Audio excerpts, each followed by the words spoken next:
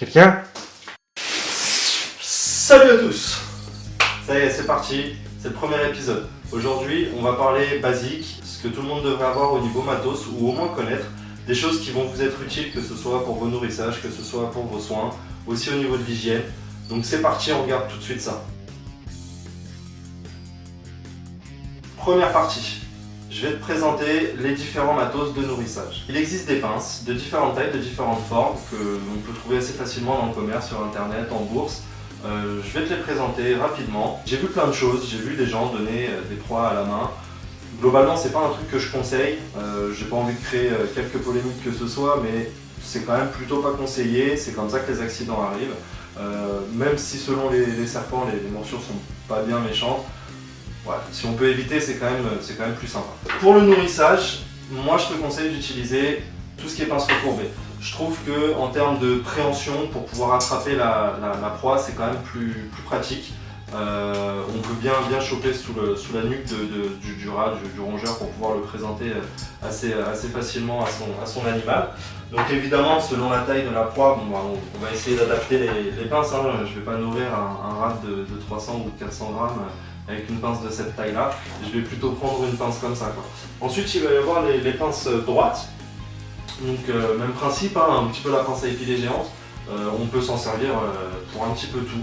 On peut s'en servir pour le nourrissage. Pendant le soin, ça peut être utile. Vous vous doutez bien qu'en cas de nécessité de gavage, on ne va pas utiliser une pince recourbée pour aller foutre le rosé au fond de la gorge de l'animal, histoire de lui arracher tout l'intérieur de la gorge. On va forcément prendre une pince droite, d'où l'intérêt d'avoir à sa disposition et des droites et des courbées. Vous trouverez aussi dans le commerce des pinces avec des embouts caoutchouc de différentes couleurs, peu importe.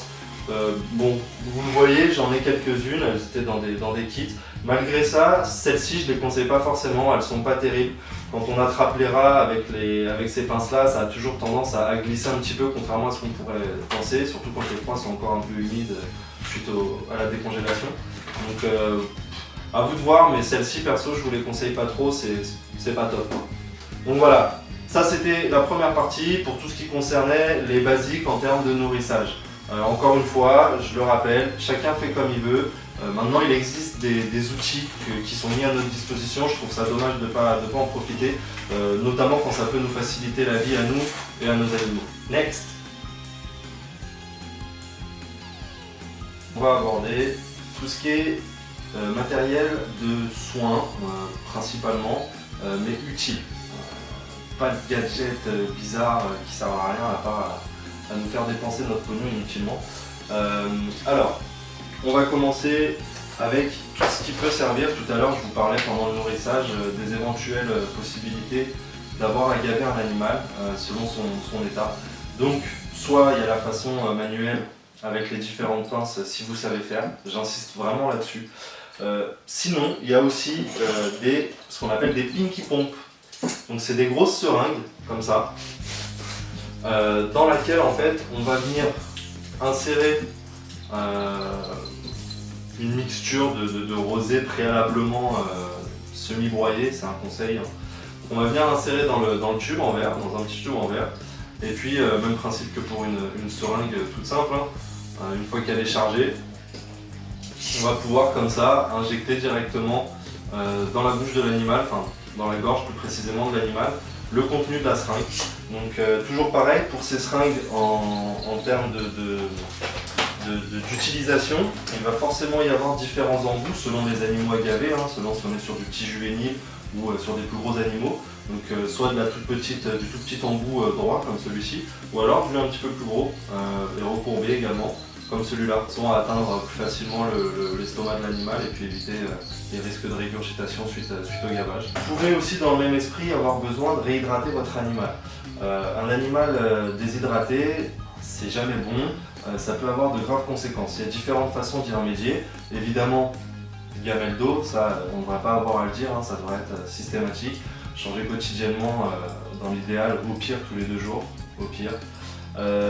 Et du coup, en plus de lui mettre une gamelle d'eau à disposition, si jamais il est un petit peu trop faible et qu'il ne va pas de lui-même, lui faire prendre un bain, ça aussi ça peut aider, parce qu'il faut savoir que le reptile s'hydrate également en partie par la peau. Hein.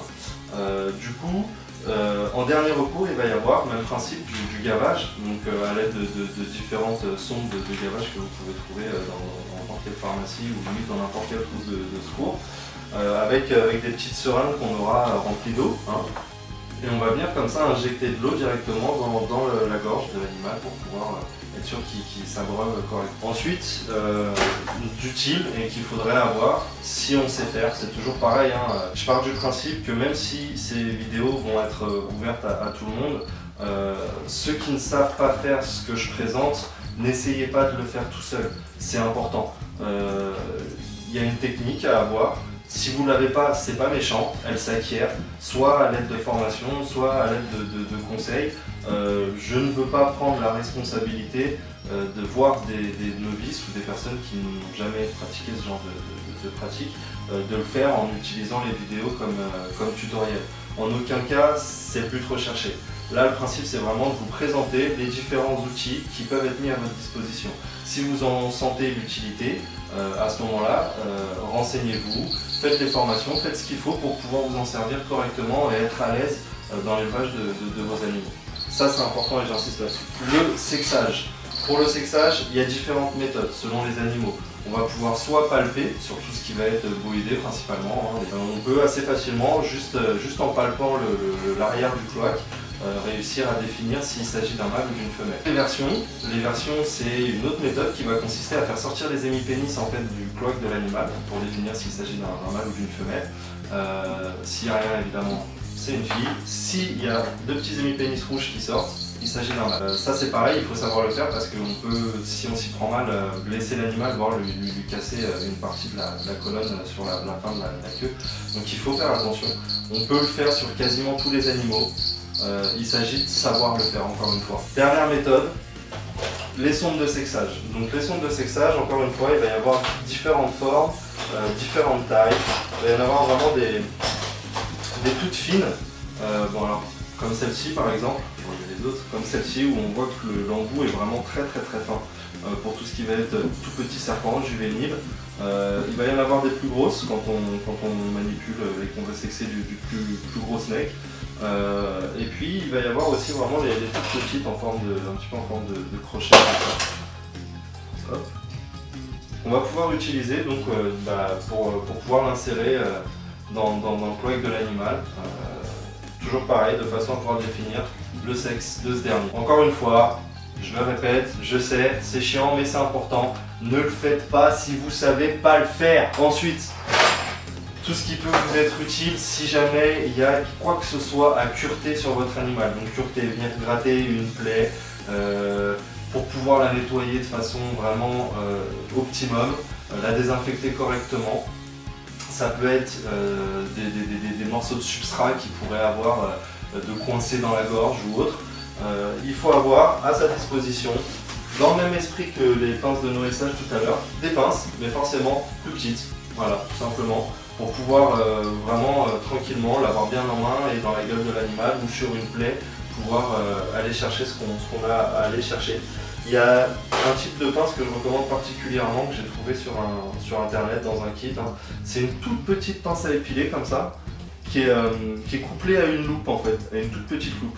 Et ça c'est super pratique parce que dès qu'il s'agit vraiment d'aller soit sur du petit animal, soit dans des petites plaies ou des petites choses comme ça, sous les écailles ou peu importe, c'est super pratique. Pour les petites pinces, même principe que les grandes, hein, il y a des recourbées et des droites, à vous de voir laquelle s'adaptera mieux à votre utilité.